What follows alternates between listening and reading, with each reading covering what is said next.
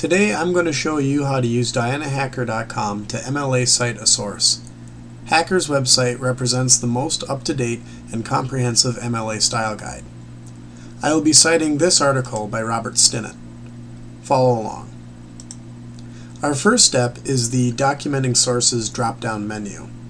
Note that Hacker offers 4 style guides. For English, we want MLA. Click on MLA List of Works Cited. Note the huge menu of options including cartoons and film. For an online source, we often want number 35, short work from a website, though to be sure, check the other options. Clicking here brings us to an example citation. Above the citation are notes explaining each part. To make a citation, I usually flip back and forth between the source and this guide.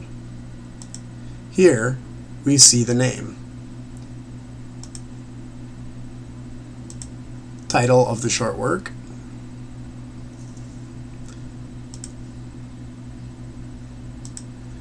title of the website,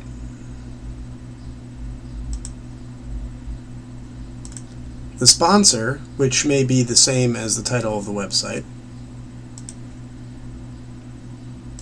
the update date, the medium of course is web, and the date accessed, which happens to be May 13th, 2012. Don't forget correct date format and indentation.